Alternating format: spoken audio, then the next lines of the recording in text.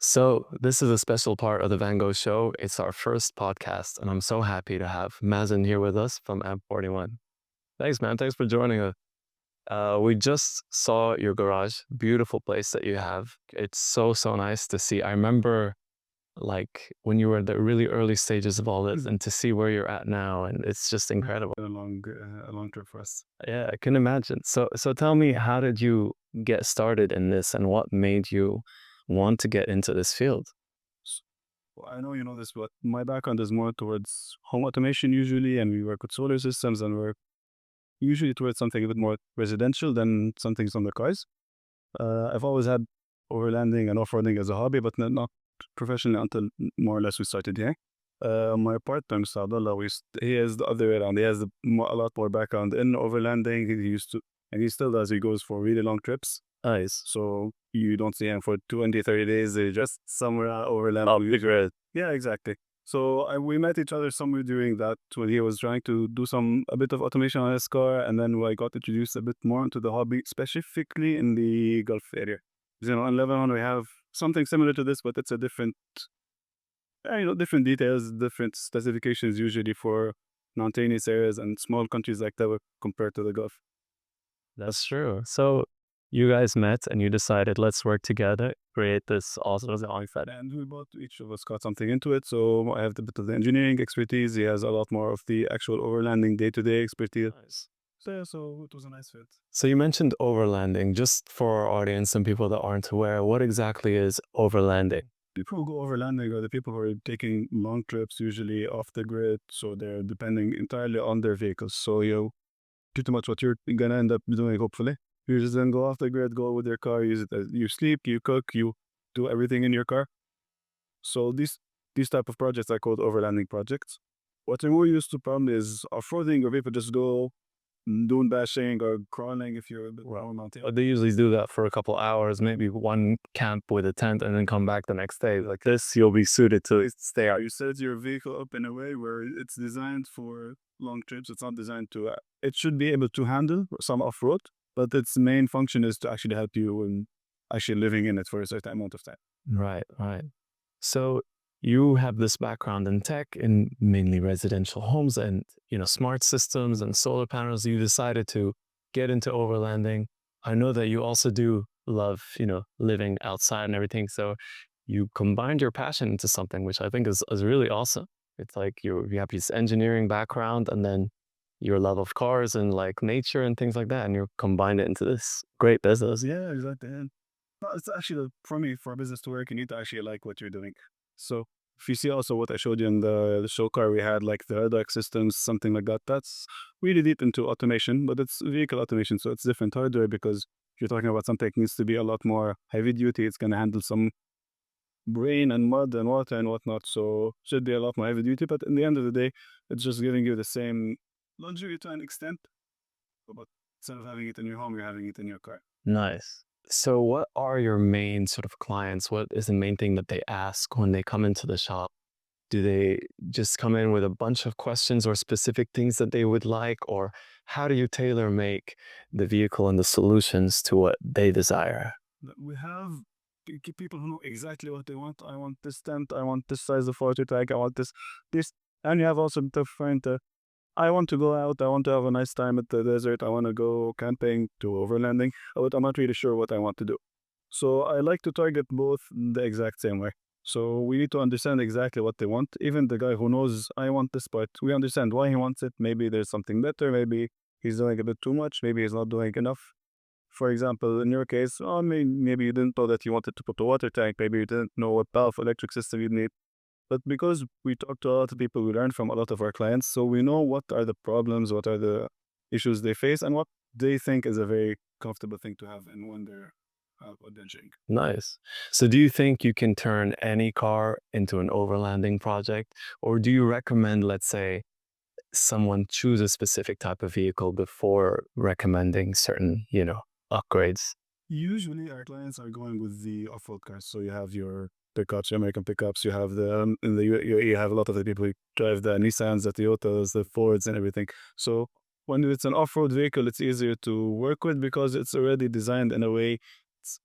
it's a tough car. It's designed to handle a lot of the road, the rig going out, a bit of tuning, a bit of crawling, all of that.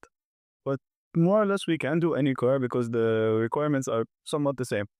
Your van is a great example. So it's not exactly an off-roading car, but it is designed for longer trips. So the van life and the off-roading life is a bit different, but they have the same necessities more or less. So you're gonna need power, you're gonna need some luxuries, you're gonna need some, like we said, kitchens, Well, coffee, whatever.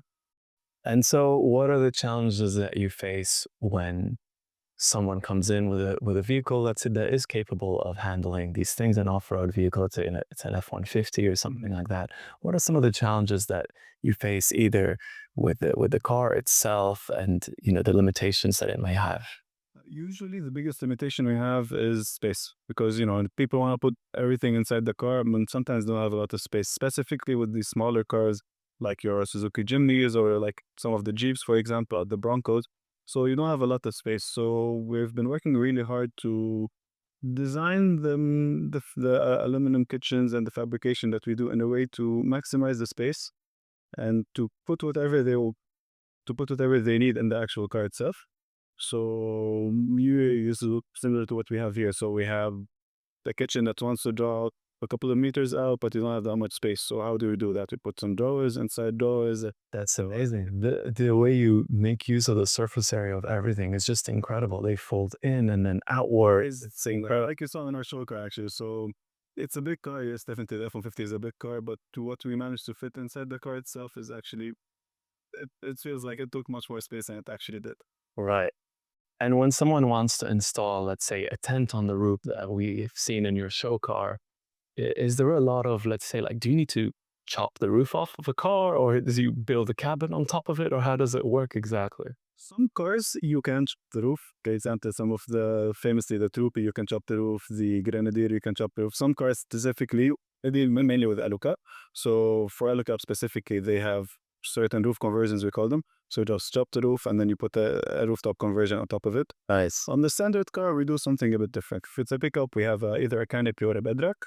So and then you just mount the rooftop tent on top of it. For not pickups, you just put a roof rack or some load bars or something like that, and then we just put the roof on top of. Then again, it depends on which car you have. If you're gonna use it all year long, or if you're just gonna use it seasonally. For example, if you're gonna use it just seasonally and you're gonna move it in the summer, you might as well just put a roof rack instead of load bars, so you'll make use of the empty area after the season's done. Otherwise, no, we just put something to carry the weight and keep the tent on all the time. That makes sense. Now, obviously, we were based in the UAE, in the United Arab Emirates, and we're obviously now is a beautiful season in the wintertime where everyone is outside and all the cars are, out in the desert doing camping trips and overlanding and things like that. But how does the desert sand and the summer heat affect the vehicles? Does that affect, the electrical components in some way? Does dust get everywhere? Because I know sometimes even when I have small experience with this, but like with musical equipment or filming gear, sand gets everywhere and that can be quite problematic. So how do you tailor make these so that they're able to withstand this? The way we do this is we work with really powerful brands. So, like I said, Alucard is one of the best brands around, specifically for the rooftop tents and the canopies and the roof conversions, if you want that, or the campers or anything. So, when you work with good brands, they're working with really high standards. If you want to go for something that's a bit maybe cheaper, a bit more, easier on the pocket, then yeah, sure, but you might face the problem of leakage and dust coming in and sand coming in and rain and major thing in the UAE, actually the humidity will go into everything. For with our electric work and our aluminum work and everything, the raw material we're using, we try to go for the good the good quality material because in the end of the day, it's just making the users day much easier. So the heat resistant cables, we got thick aluminum, we got good powder coating to maintain everything to a certain level. That's really interesting because every climate, every country has its own. You have to deal with the weather. Like in Lebanon, this van had so much rust because of the snow that we get in the mountains and the rain. So you may not get a lot of, it rains a handful times a year here. So that's not a problem. Then of course you have the humidity, the heat that you mentioned. So that's interesting to see that, you can create a solution for that or use materials that make it better.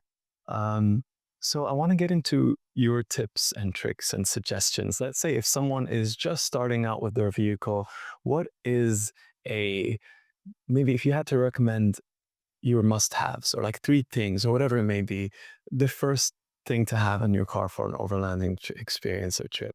Okay, so if you're going off overlanding, you're going to spend a couple of days. The basic things you're going to need is some power supply, some water supply, and these are the main two things. And then whatever you need to be comfortable. So you're going for a couple of days, you're going to need your food. So you need a fridge or somewhere to store it. If you care a lot about cooking, then you need a really nice kitchen.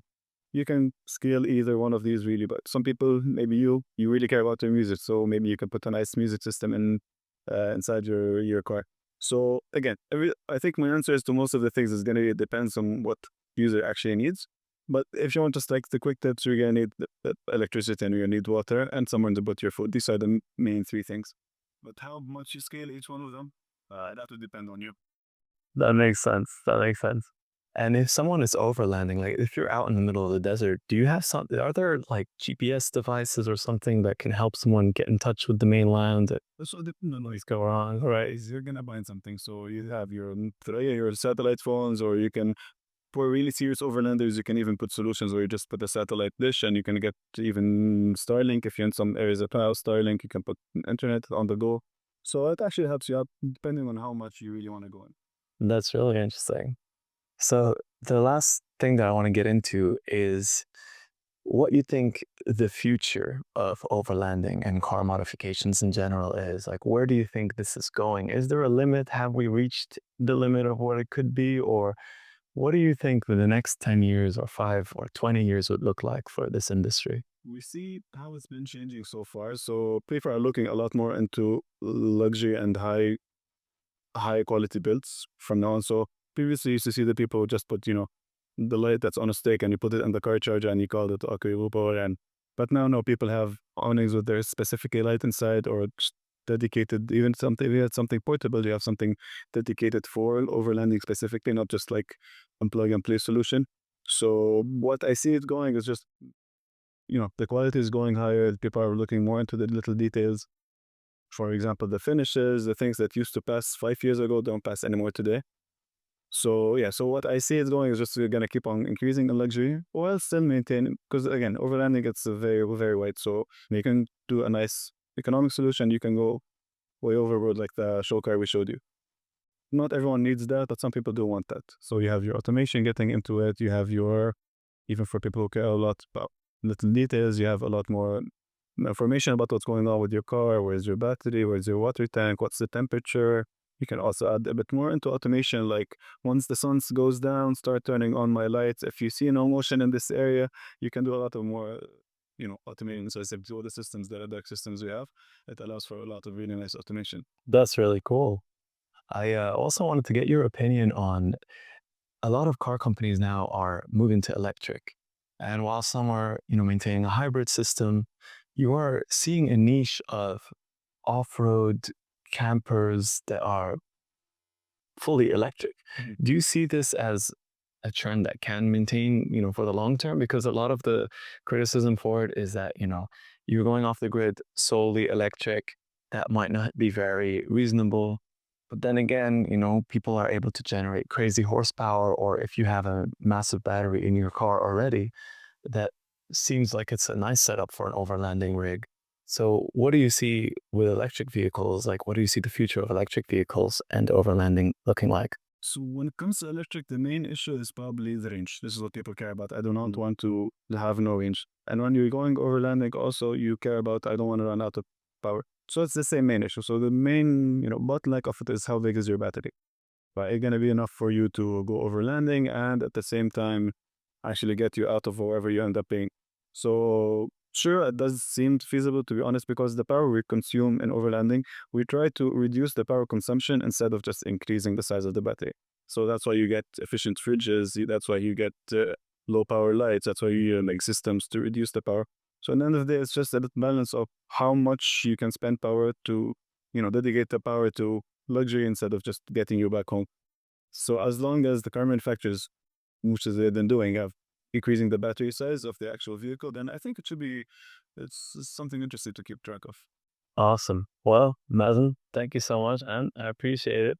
Thanks for hosting us here, and thanks for being our first guest. It's a really special occasion, and we're so excited to see like what the future of this van looks I'm like. excited to start work on the van. Yeah, well, hopefully we'll come back in and we'll have this nice before and after comparison. And yeah, so thanks so much for being our guest. Thanks for tuning in, guys, to the first episode of the Van Gogh Show podcast. I hope you enjoyed it. We're going to film another episode of this when we see the final product, the final transformation of this van, and we can't wait for it. So join us here next time on the Van Gogh Show. Thanks for tuning in.